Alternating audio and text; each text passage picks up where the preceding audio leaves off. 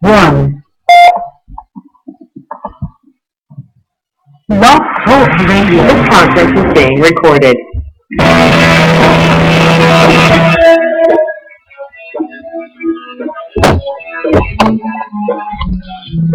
People tell me every day nothing's gonna come my way. Searching for clues that I hope to find. Want something that's gonna last. I wanna live and forget the past. I know this change is gonna do me good. I know this change is gonna do me good.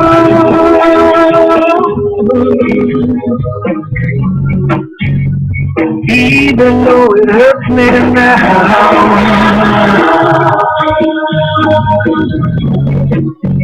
I know this change will do me good.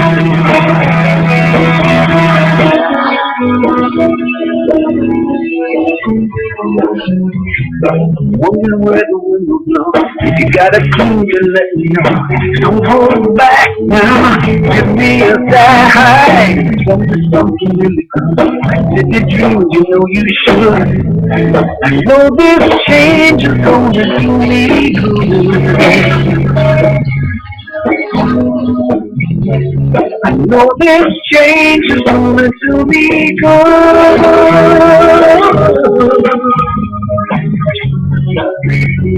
Even though it hurts me now,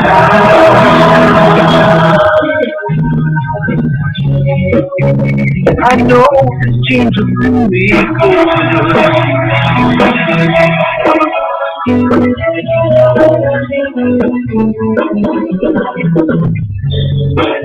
Everything changes in its own way. I'm feeling better these days. I'm gonna look back at all of this someday, and I'm gonna live.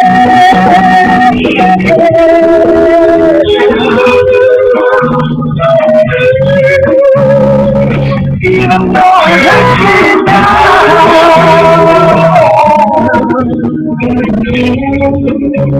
I know the change will do me good.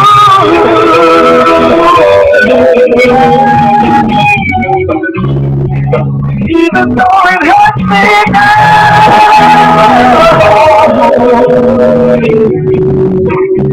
I know this change will do me good.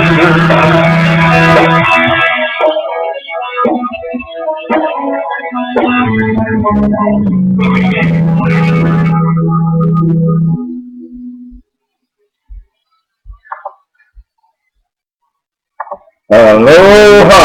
Good evening. This is Andrew Aloha Live with some cheese and cracker in his mouth for Dusty Husband, establishing and maintaining that relationship with human bios here on Blog Talk Radio and freeconferencing.com and now Ustream. Aloha, welcome to tonight's show, Andrew Aloha Live. We're doing the third and the final in the MUFON series, 2016 MUFON Symposium series, featuring Bill Schroeder, all the way out of, now you're in Florida. Where are you at now, Bill? I'm in, this is Baton Rouge, Louisiana. Oh, okay. Yeah, earlier you mentioned that you had an unexpected trip come up, and so we'll just work with it as best we can, and that's fine with me as well.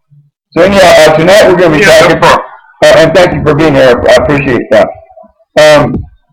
Tonight we're going to be talking about UFOs over Florida, the 1967 flap, and we're going to talk to Bill here in a few minutes.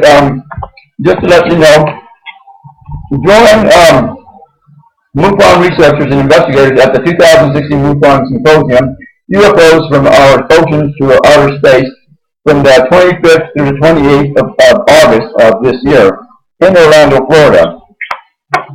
MUFON Mutual UFO Network is the scientific study of UFOs for the benefit of humanity.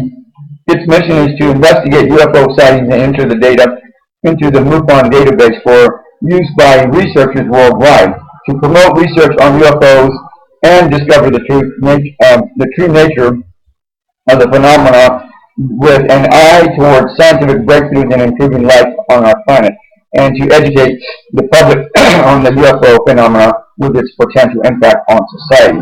Bill Schroeder is the MUFON Section Director of the Tampa Bay area of Florida. He is a member of the MUFON STAR team and works with NICAP and is also a member of their team, of their A-team. Schroeder served with the Army as a fire control and launcher crewman in the Hawk missile system, while in Key West, Florida. During this time, he had an amazing radar encounter with a group of UFOs. Later, retired with law enforcement after 27 years, he opened his own detective agency in Tampa, Florida, Tampa PI.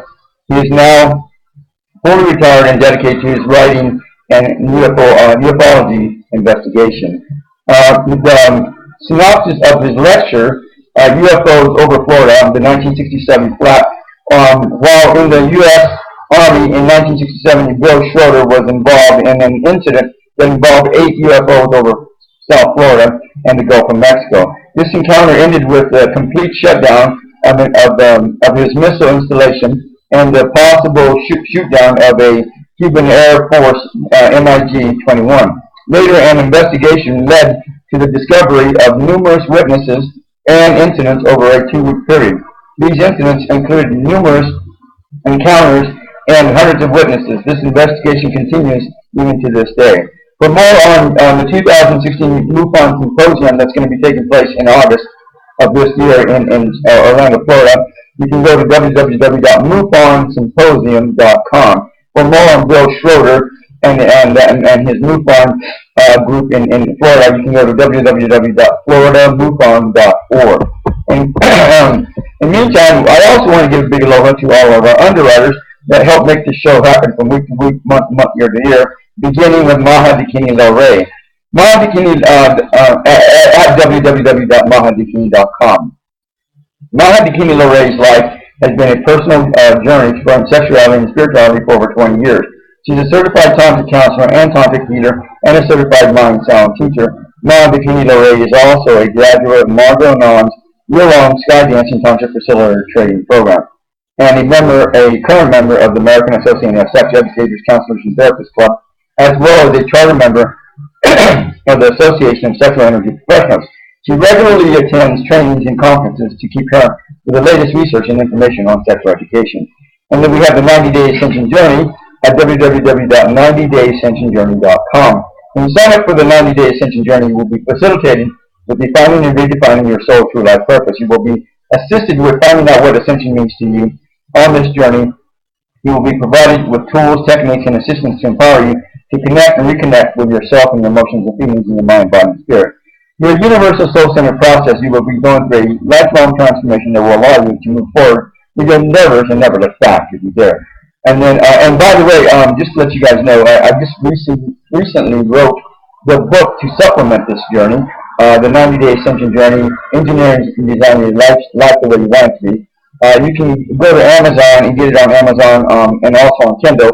And of course, you can go to my website, spiritualimageproductions.com, spiritualimageproductions.com.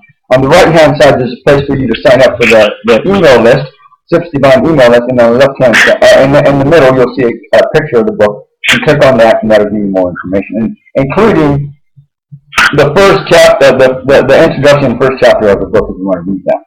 So anyhow, we also have MUFON, the MUFON Symposium 2016 at www.mufonsymposium.com. The 2016 MUFON Symposium, UFOs from Oceans to Outer Space, is the 47th Annual International UFO Symposium sponsored by MUFON. This year's event features outstanding UFO researchers and investigators from all over the world, including Rich Hoffman, Sharon Costa, and Miguel Schroeder, sharing their insights on UFOs, where they're from, what they are, and what this means for mankind. Join Orlando, myself, and I, and other scientifically minded people for a great event in Orlando, Florida, from the 25th to the 28th of August. And then finally, I do want to throw in one additional plug for A Little America here in Flagstaff, Arizona. They recently revamped their whole hotel, including their restaurant, which is now called Silver Pine. It's on the east side of town, and you can call them 928-779-7950, 928-779-7950 if you want to make reservations and eat there. They don't have a big menu, but I'll tell you what, some of the stuff they got in there is pretty outstanding. I went there and ate there last week, and they had the most amazing broccoli soup you could ever eat. It was out of this world. I just couldn't believe how good it was. They also had some really good chicken salad sandwich, and I mean, they had an assortment of other stuff that you can check out. They do serve breakfast, lunch, and dinner. It starts anywhere from 6 a.m. To 10 p.m. daily, and so you can check it out and go from there. So, if you have any more information, of course, you can visit, I believe, flagstafflittleamerica.com, and that will give you some more information you want to check out there. Welcome, Bill, and welcome to tonight's show. Thank you for being here and taking your time. I know you're kind of a busy guy, but just if you can just kind of give us an overview of who Bill Schroeder is, where you're born, where you're raised, and how you got to where you're at now. Yeah, thank you very much for having me tonight, and I'm sorry everything's a little disorganized. I did have some family business I had to take care of, and I'm now on my way to the Roswell Festival in Roswell, New Mexico, and kind of on the road talking on a $10 headset. So now, let me ask you this before you start. When's that going to be? The festival is in Roswell, New Mexico, this coming weekend. Oh, okay. Yeah. Well, I guess next weekend is what you're saying. Yeah. I guess it's the 28th, 29th, 30th, and Thursday, Friday, Saturday, and Sunday upcoming here. Got it. So we're going to be hopefully meet some fellow MUFON members, maybe some fellow NICAP members, and generally hobnob with my fellow ufologists, so. Oh, wow, that's awesome. Yeah, it's quite Well, I don't know. I might get a wild hair up my behind and might just go show up. It's near enough that I might be able to do that. So I've got to think about that. I don't know how busy I'll be, but we'll find out. Yeah, I was just talking to my wife, and I said, she was saying, yeah, it's up to Roswell, because from where you are now, I don't think that's far from Arizona, Roswell, New Mexico, But, yeah, that might be about a 5 hour drive, but go ahead. Yeah, anyway, born in Buffalo, New York. Daddy was a cop, and came to Florida around 12 years old, moved to the state of Florida, and got there just in time for Hurricane Donna, and grew up in South Tampa, Florida, joined the United States Army, and served 3 years in the Army, and then got home, and a couple of years later I was went through the Tampa Police Academy in 1972, and worked my way through law enforcement, retired basically as a major crimes investigator in 1990, and I was mainly a homicide detective. And then opened my own detective agency, Tampa PI, and was a very premier detective agency for many years before it closed in 2011. Done a lot of amazing things at Tampa PI, and it was a good time. Then when I finally did retire totally, it was time for some unfinished business. I had this incident back in 1967, which I never really talked about when I was a police officer, and decided to look back and see exactly what happened, and I didn't realize exactly how big a flap that was, and what I was going to find out. I was rather surprised. Now, what do you mean by flap, and what is NICAP? Okay, NICAP is the National Investigation Committee on Aeronautical Phenomenon. I am on their what they call their A team. NICAP is a very small select group of ufologists that do pure research into ufology. We do a lot of research into old cases. We're always in Project Blue Book and other government documents. So we do a lot of document work. It's a great outfit. It's been around since I think 1957 or 58. I hope I'm not off base there. Been around a long time, and originally did do field investigations, much like MUFON, but now they're a pure research organization, and we don't do any real field investigation type work. Got it. So you grew up and you said in 1967 you came across an incident, but and I'd like to ask this about other people in the field because I think they're related, and I'm not sure how much. But when you were growing up, now you said, where did you say you grew up at? I grew up in South Tampa, Florida. Florida, okay. So you're a native of Florida, and you've been there pretty much all your life. And so when you were growing up, I spent there when I was 12. When you were growing up, did you meet any ghosts or paranormal stuff? Did you didn't encounter any UFOs or aliens prior to 1967? Is that correct? I really had a very exciting life when I was a child. I was on my own when I was 15. I lived on a charter boat out into the Gulf of Mexico, and never really seen or experienced anything. That I know of, 1967 was my first incident that I really know of. And what about with incidences with the marine life, whales or dolphins? Did you have anything significant that came up there? No, in the Gulf of Mexico, it's very dark. That's where I really became interested in astronomy. I'm kind of an amateur astronomer, and I would spend a lot of time in the Gulf of Mexico at night, and the sky was just pure black, So. And so you lived on the boat by yourself, pretty much. No, I lived on the boat with a captain that kind of adopted me.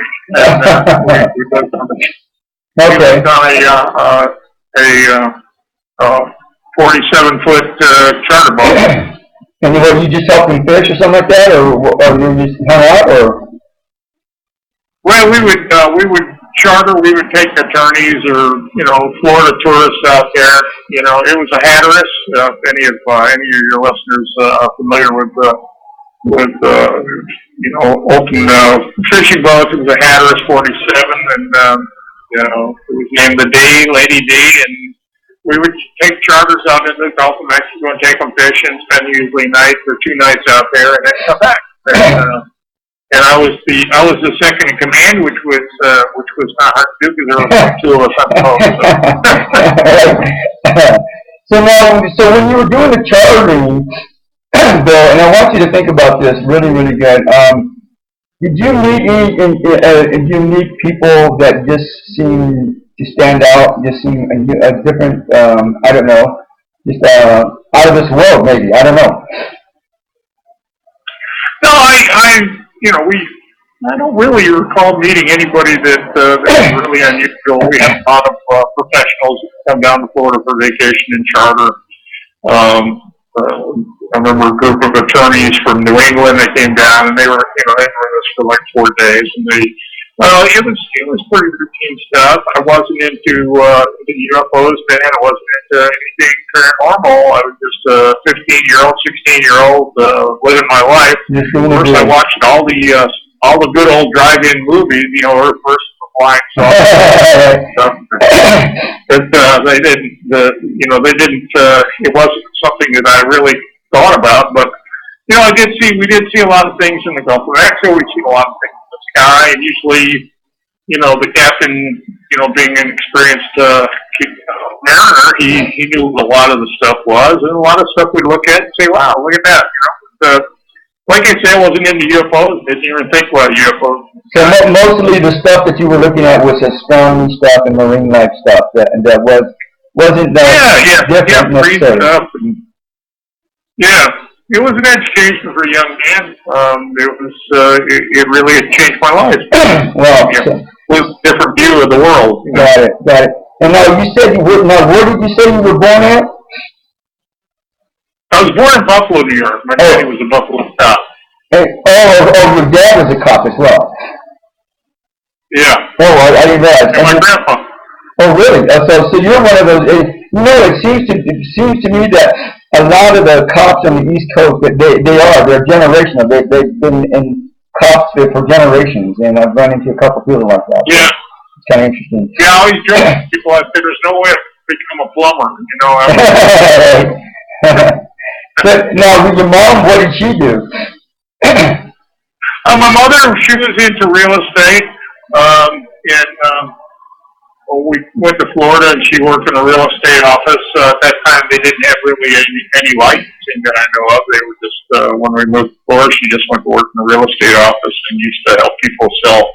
I didn't know much about it. There was a lot of, Florida was just booming then, you know, it was 1960, something like that, and Florida was just booming. Wow. People were coming to Florida and you could buy a house or down there for $50 down and $50. Wow. You know. No kidding. You know. Now, your parents were divorced or separated? No. My father passed away when I was very young. I didn't understand that. I was like 13. My dad passed away, and then my mother passed away. She was 85. Shortly after I retired, my mother passed. Got it. So you guys moved to Florida after he retired, after he passed away in New York. Is that correct? Yeah. Okay, He was medically retired from Buffalo. He had been hurt, so he retired, and we came to Florida. Okay, so I was just trying to understand the transition, process for you, and then you found this captain, and then you started working out, doing this stuff with this captain. So, and now you didn't have, your father didn't come to visit you at all? You didn't notice anything like that when you were, right after he passed away? No, I don't.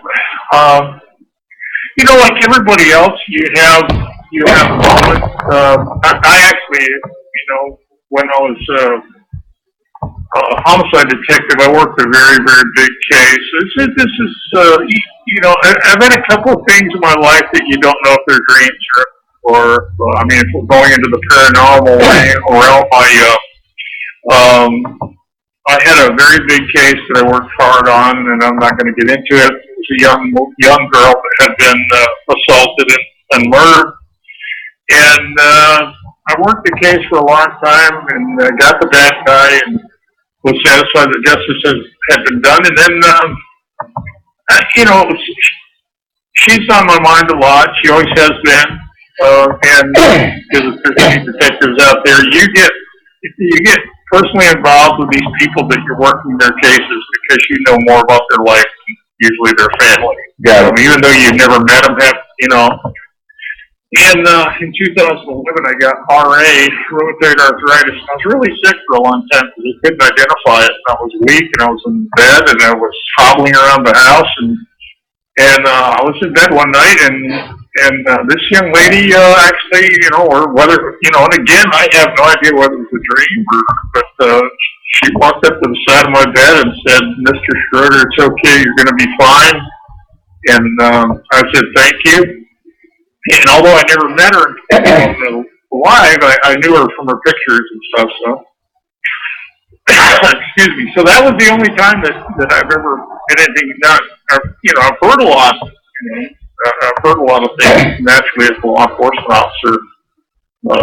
You know, we had I think it was 1980. I spent some time working in Tennessee, and I think it was 1987. We had a terrible blizzard in Tennessee. And we had a lot of people who were trapped on the interstate. And I was one of the officers. I had a 4x4, drove Chevy Blazer, and we were out rescuing people out of cars and stuff. And troopers and the helicopter out there. And we had a bus from a church group that had been bogged down, and they went in to get them. And one of the kids had wandered into the woods right next to the road to you know, take care of business and or just wandered away. But there was a real panic because they were afraid he was lost in there. And then when we went in to get him, he come walking out of the woods. And he said that his friend had helped him out of the woods. And he described this older gentleman that had took him by the hand and led him out of the woods so he could see the bus. And we went back into the woods, and there was only one set of tracks. and had the patrol helicopter over us, and they were looking. And I said, "You got anybody else in here?" He says, "No, I don't see anybody else in that area of woods." And so I don't know what that was, but this little boy was convinced that somebody had took his hand and led him out of the woods and showed him where the bus was. And that's one of those, you don't know what it is, Exactly. So I'll tell you what, Bill, and that's a good place to shift and go and start talking about your 1967 incident.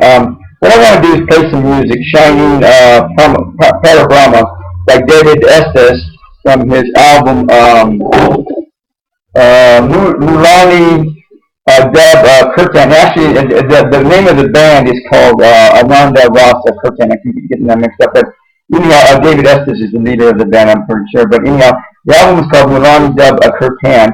I want to play this song called Shining Panorama and send out love, blessings, healing, dangers, light, and love to all the law enforcement and military staff and personnel out there doing their thing and doing their service. Bill, of course, to you and your family, and to all of course, to me and my family, and to all of our places of residence, to all our vehicles to help take care of us, and to all the people that are going to be attending this Roswell Festival in next weekend.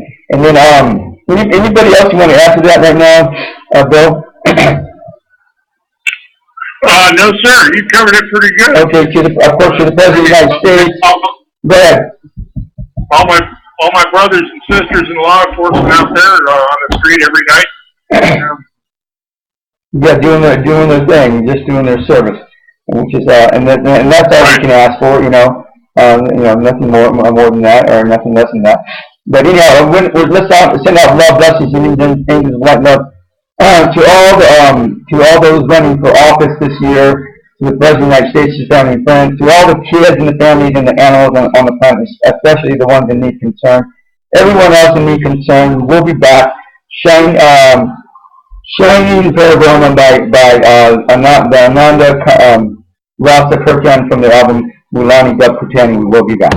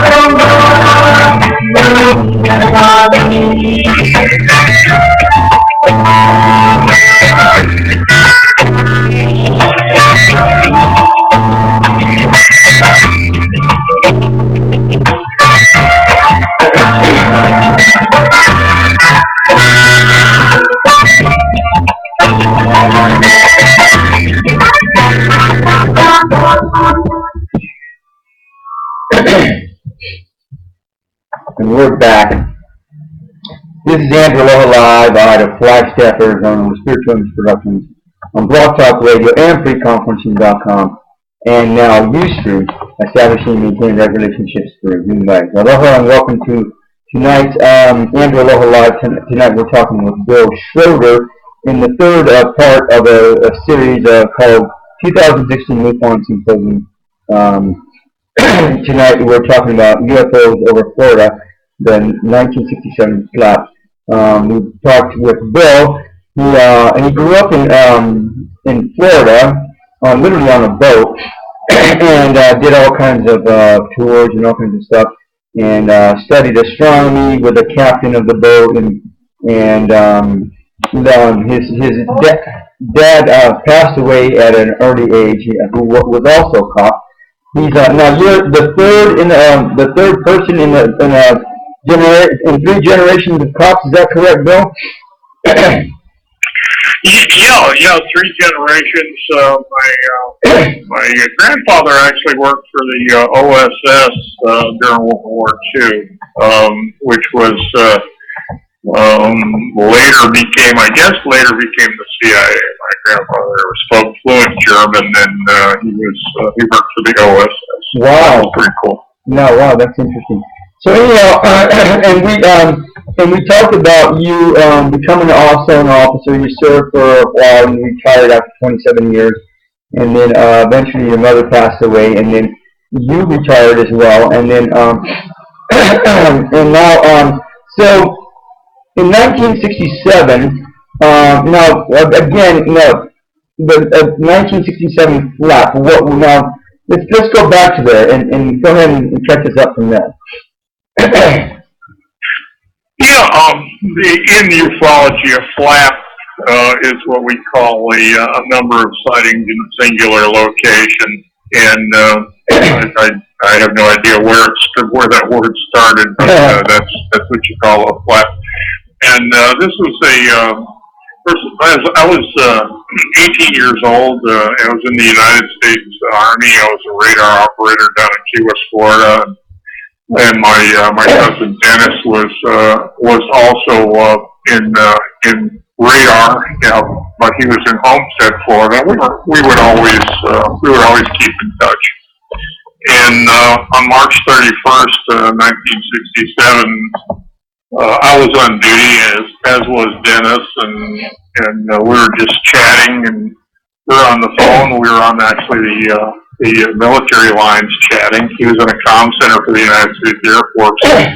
And anyway, they got an alert. We had UFOs that entered the airspace over South Florida. We finally figured out there was 8 of them, 2 groups of 4. One group of 4, which we later designated A group, years later when we started putting this together. And then B group, which flew by Miami and turned to the west and was operating out over the Gulf of Mexico. And those were the ones that I was primarily tracking with Radar Key West. And one of the things that was clear, we had this observation lasted over 4 hours, and they were clearly flying grid patterns out there. They were, they appeared to be either doing mapping or looking for something. And I always talk about one of the advantages of having that much time to watch a target was the fact that I could go through elimination and figure out what all the things it wasn't. And I finally figured out that these were from somewhere else. There was just no other possibility. So that was pretty interesting. And then, like I say, after when one of them did start heading south, headed straight towards Key West, and I had a lot of assets that I could bring to bear if he got close enough. And the minute that he got, I'm saying he, I don't know, but the minute the minute this UFO got close enough for me to bring in some of these other assets to get speed and some other things, I locked on him, attempted to lock on him, and he hit the site with what in the business we call ECM, electronic countermeasures, and basically shut us down. I mean, there's no other word for it. And it looks like I found years later went south and done the same thing, MiG-21 that locked on him over Cuba.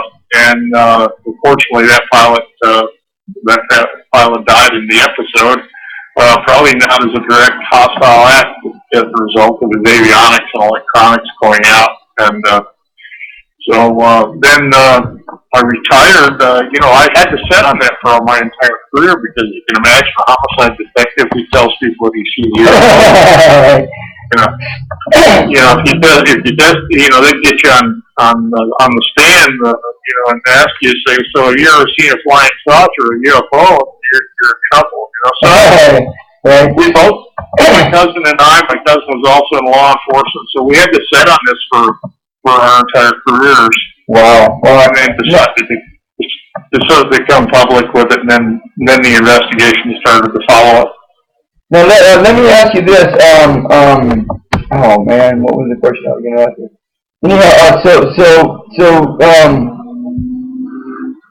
What was the question?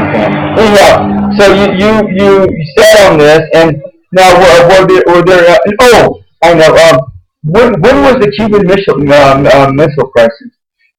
I'm sorry. What did what look like? When was the Cuban Missile Crisis? Cuban Missile Crisis was in you got me, 62? Yeah, no, that's what I was thinking. Because, it was a few. It said that there was an intervention, by aliens during the Cuban Missile Crisis, and if that intermission hadn't taken place, we would have blown ourselves up, literally. And and that's the only time that I know that I understand that alien forces or beings from the other side, however you want to term it, had to intervene with mankind to keep us from being stupid and blowing ourselves up. So, and I'm just wondering if there was a connection from that and what you experienced in 1967, even though it was in a few years later. Yeah, my beautiful wife is a me that it was 1962, and it's really funny. I think I mentioned in another interview that I was just a kid when we went out, when the Cuban Missile Crisis happened. We went out to Route 301 through Tampa, and of course the interstates weren't there then. And we would watch these huge convoys of military vehicles heading south towards Key West of Miami. And I probably watched them same missiles go by that I was working at a few years later, But yeah, I don't know any relationship or if there was any relationship between what happened in 1962 and what happened in 1967. Yeah. Only them guys, the guys from out there know, but I don't know.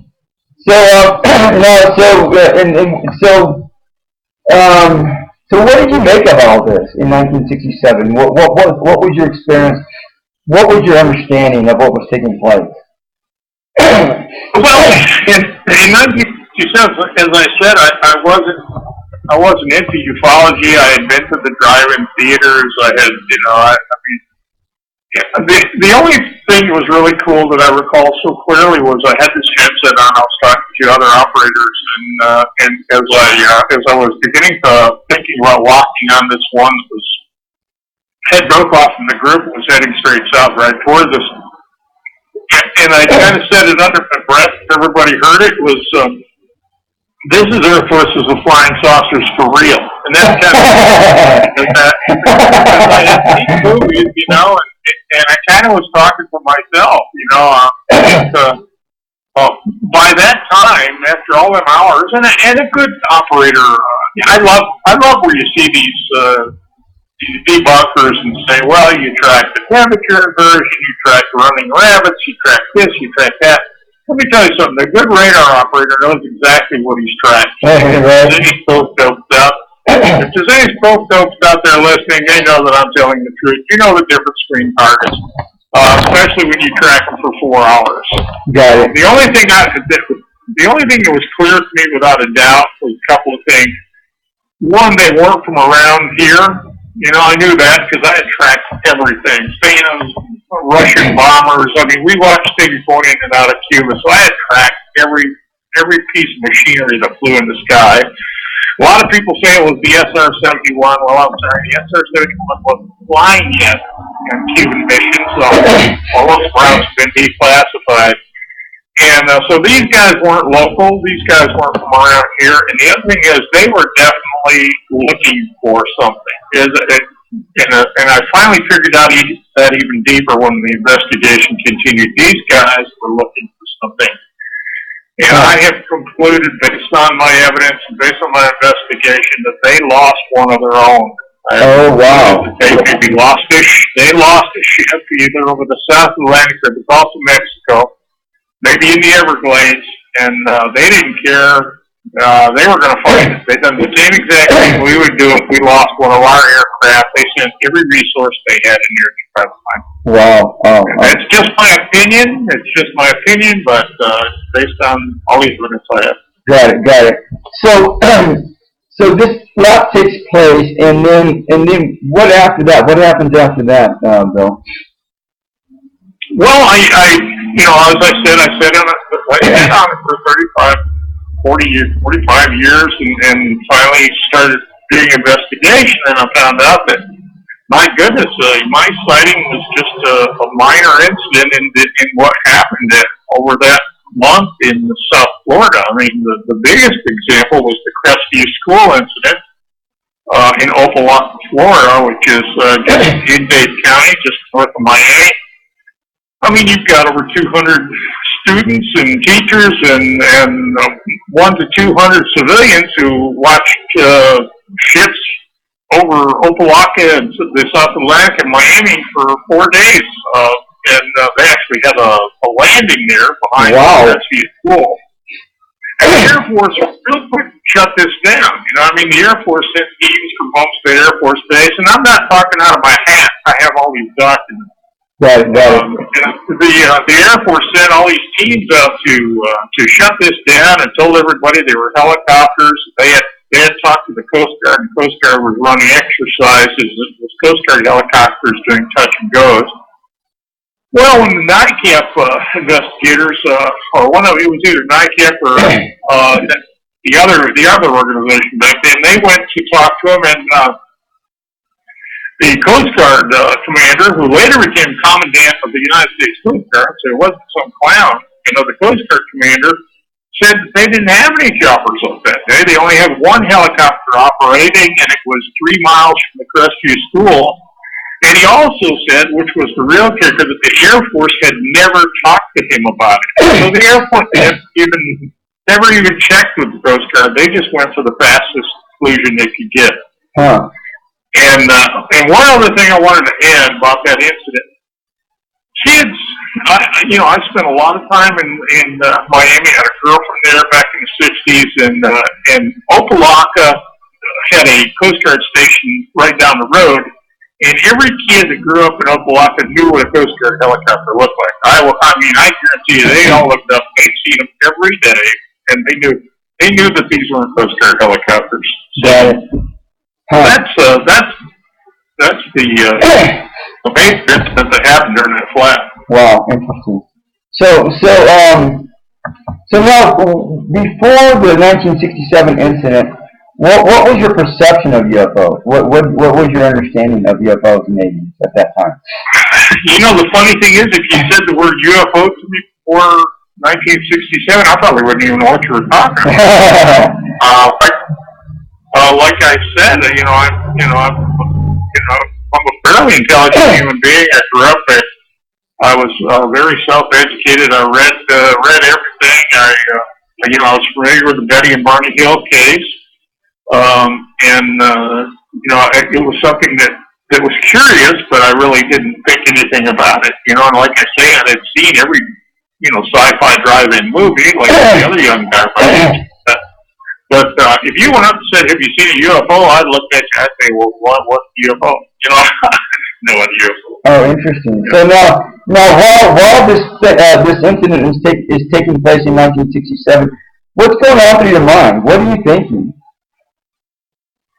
Well, you're trying to do your job. You're sitting there, and of course, I've never seen it with my own eyes. My vision was through what's called the pulse acquisition radar, and the PAR is the kind of radar that you always see in all the movies, where you got the dish that's spinning around, looks like a sideways banana shape, and then they show you the radar. You got the spinning thing. It's the one in all the movies. So that's the main radar. That's called the pulse acquisition radar. And so I watched these guys in the PAR for over 4 hours, and I'm going through, because I'm trying to say, they're not this, they're not that, and after a while you just run out of options, and then I probably at like 3 hours accepted the fact that I was looking at something extraordinary, and that whatever I was seeing wasn't from around here. There was no doubt in my mind. And so it took you 3 hours to finally assess that these were actually UFOs. Yeah. And again, I didn't know what UFO was. Wow. I just knew they weren't from around here. And the only reference that I had was from sci-fi movies, and I had accepted the fact that these were what everybody's always calling flying saucers. I was just out of options. These guys were doing right angle turns at just subsonic speed, and a PAR you can't see that speed, but they were subsonic. They were probably doing 500 miles an hour, but they're doing right angle turns in group formation that would kill everybody on board. You just couldn't do a I don't mean, they didn't bank, they didn't turn. They just done these right angle moves, which just can't do. And you're talking about sharp, right now. You're talking about sharp 90-degree right angle moves, not I'm talking about 130 degree moves. 500 pound. Yeah, I'm talking about a 500 mile an hour, 90-degree turn with no bank, no nothing, and then 2 miles south, and then another 500 mile an hour, 90-degree turn without losing any speed. Nothing can do that now. Nothing can do that.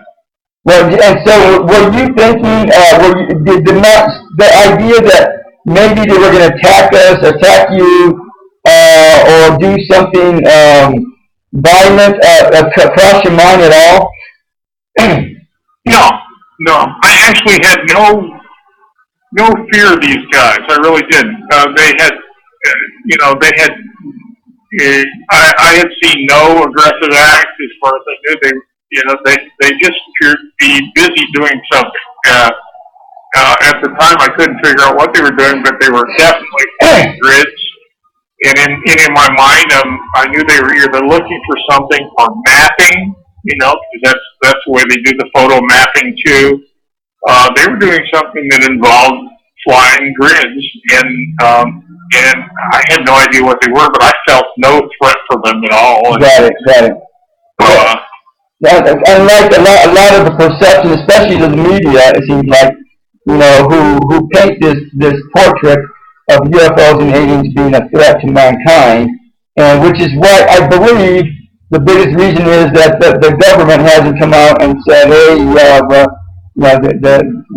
there is aliens and there are UFOs. But that's fun. So go ahead.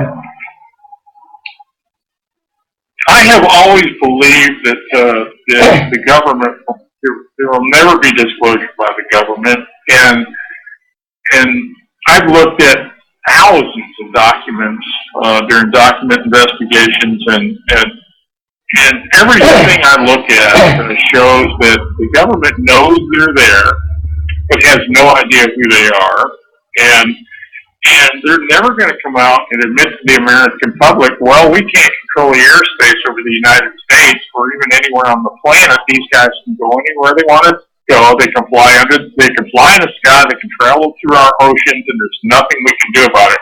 And that's something they're never going to admit. They're just not going to. Well, and whether they admit it or not is not going to matter, because eventually I think they're not going to. I don't think they're going to have any choice. It's going to be in our face, and they're not going to be able to deny it regardless of what they think or say. So I think it's going to be like that. I expect the disclosure to happen because whatever they are, wherever they're from, they are machines. Machines break. Roswell's a good example of a possibility of a machine breaking. And nowadays, in the world we live in now, the interconnected world, when one of these things breaks and it falls down, even in a medium-sized town or near an interstate, there'll be 3 million pictures of this thing on the internet before anybody can do anything. Disclosure path, So now what, Bill? What's happening with you now? You haven't encountered at all since then, or your investigations are how are they going? What's going on now? Okay, I've started a program which we're going to do a demonstration at the MUFON Symposium of a group called the MUFON Aerial Surveillance Team. It's a project that uses all the technology we have available to watch the skies for UFOs, and our state director Morgan Bell has brought the All Sky camera system into this project, which when the All Sky camera system and the MASS project work together, we will, in my mind, have the finest identification and location system for UFOs that's ever been around. So what we've got 2 projects that are running side by side that eventually will be merged, and that's the All Sky system and MASS. And I'm also continuing my investigations into documents, and that's mainly through NICAP. God bless them. NICAP has been good to me. They accepted me in, and I archive for them, but it gives me access to lots of documents and professionals to help me understand them. So Right. I don't think this is something I'm ever going to finish in my life. I'm 67 years old. Well, maybe the genetics will be set up so you can live for another 200 or 300 years or something like that after that. Or something. But, yeah, hopefully my work will be picked up by somebody else, and eventually find out what the heck is going on. Got it. And so now, you haven't experienced anything, any other observations, live observations of UFOs or aliens, anything like that since 1967? Is that correct?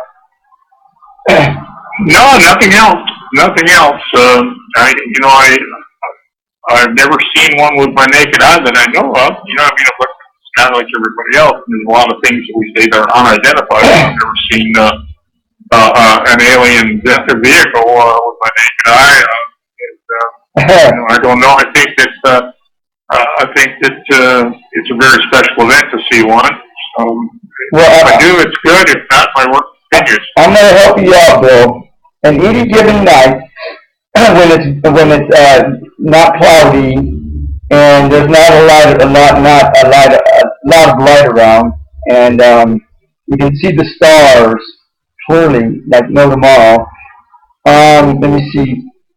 If you look towards the west, I believe it's towards the west, northwest, I believe. Usually, you can see some stars that keep changing colors: blue, red, green, yellow, blue, red, and they literally keep changing colors. And if you look really closely, you'll see them zigzagging.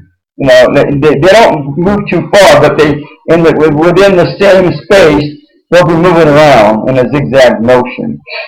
And even last night, I was driving around here in Flagstaff, and I seen two of them.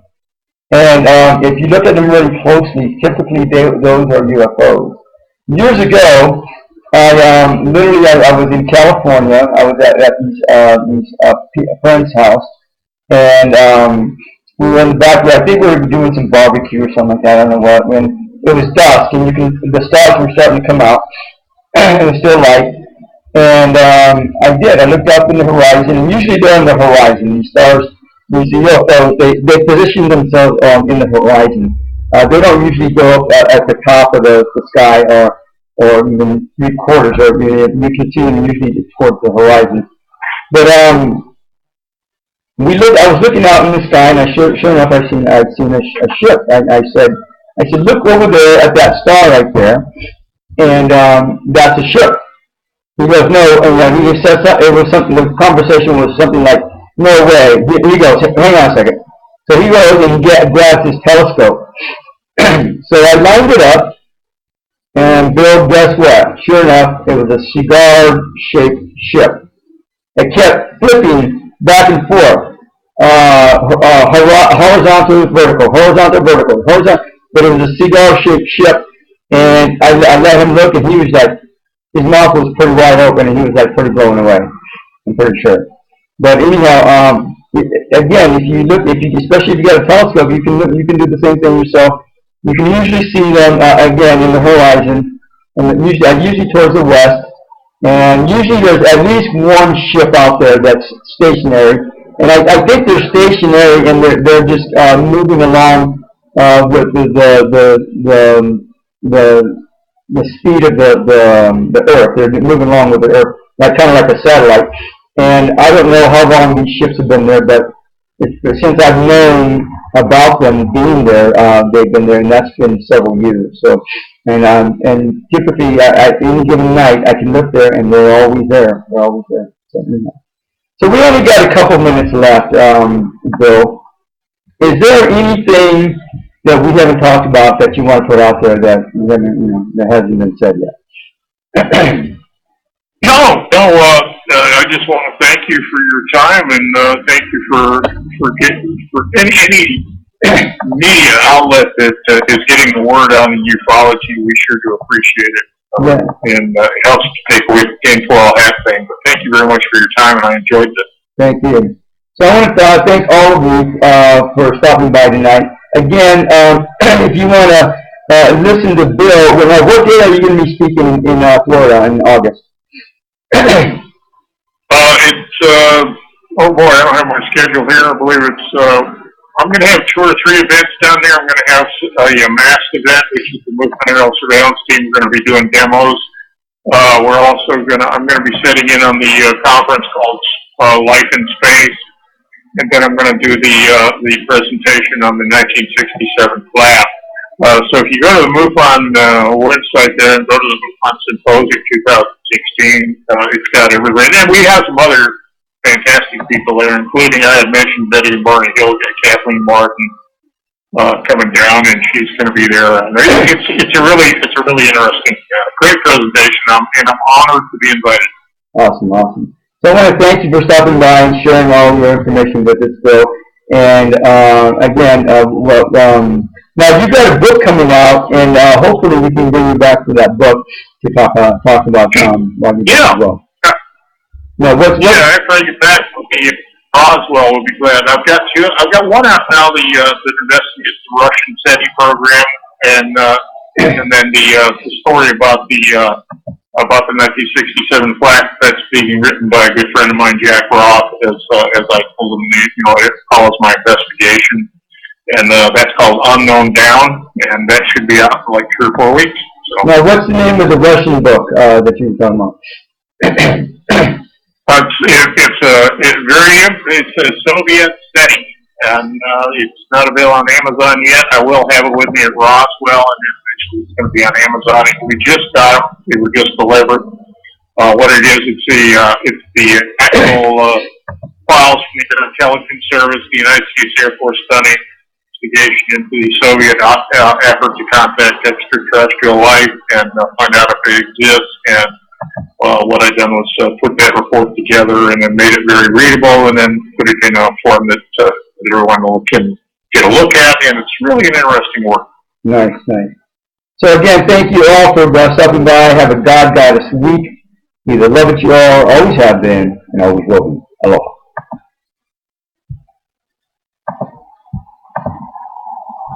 Thank you for using Blog Talk Radio Star 5.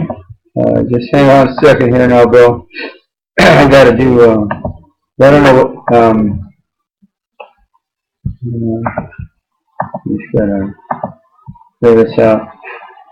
There's been some weird stuff. Oh, again, Andrew, thank you. Yeah, hang on a second. Yeah, hang on a second, time out. Sure. You got it.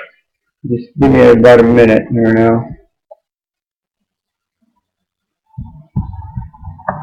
My computer is kind of slow today.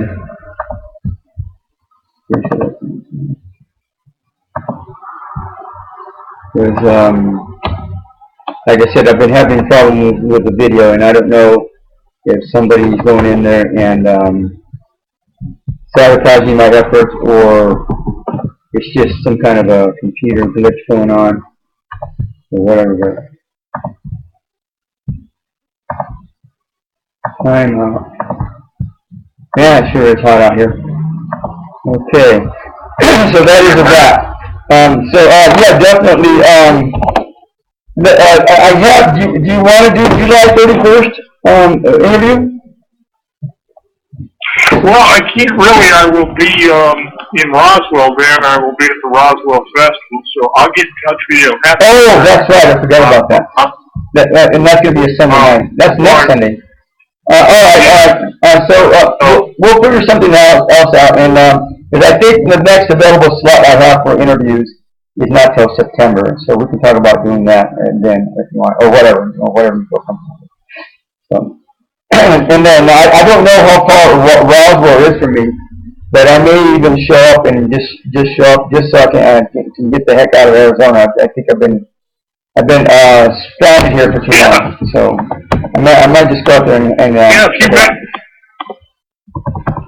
if you make it up there, give me a call. Yeah, are you going to be doing a booth or something like that? I don't know yet. We've got books with us. I don't know if we're going to be setting up or not. But like I say, if you make it, we can get together. Okay. Yeah, maybe we'll do lunch sometime. All right, Bill, thanks a lot, appreciate it. And then, hopefully I won't have too many problems with, uploading this to YouTube. And then, once I do that, then I'll send you all the links and all the different places you can listen to this at. All right, buddy. You have a good evening. Okay, thanks, aloha. Okay, good night. All right, bye-bye. Use every night to say anything that you may have created as garbage during my day. Yeah. Okay, so just say everything of a lower density, lower than love, that I've taken into my system today, I release, uncreate, and destroy all of it. And everything that I was today that wasn't generous, inviting, kind, and full of love to me, I delete it, uncreate it, and destroy it all. Make it a mess. Everywhere, I have no idea who I'm to be.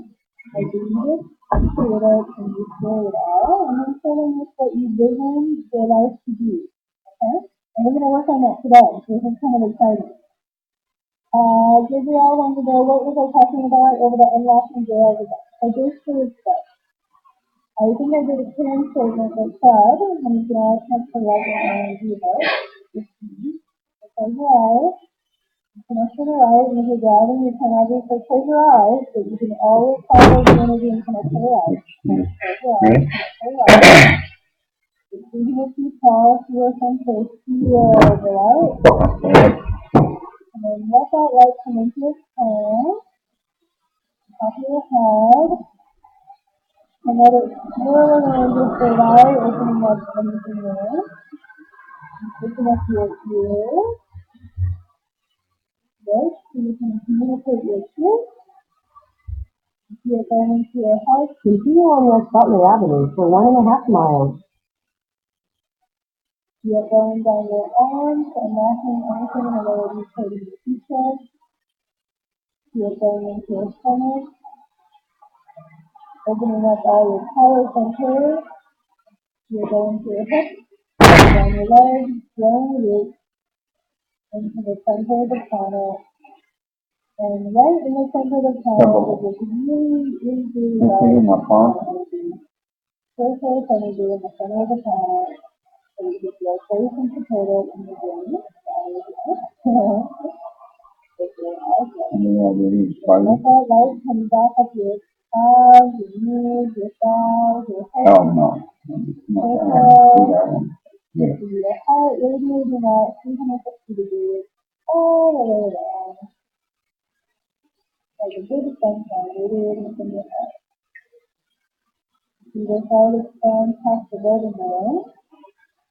Head east on West Butler Avenue towards South Liberty Street. Continue on West Butler Avenue for 1.5 miles. Radiate a circle of light past the state line. Radiate a circle of light past the country line. Radiate a ball of light past the planet. Okay, now we come to the altar. So everywhere you have a feeling in there that makes you feel like you're in jail, or that you can't do or have something. Please uncreate, delete, and destroy all of it. All the places where you're lost in a jail cell, you can't get out, delete, uncreate, and destroy all of it. All your plans, goals, couldn't, tomorrow, delete, uncreate, and destroy them all across our time dimension, spirituality, across the history of years, across any other unhealed vibration. Please let yourself out of jail so that you can have the life of the true life better. Man, you guys are great. Alright. I'm going to go. We're working a little bit more on your watch pattern. Remember, stay with working on the final two top layers. We're working on the south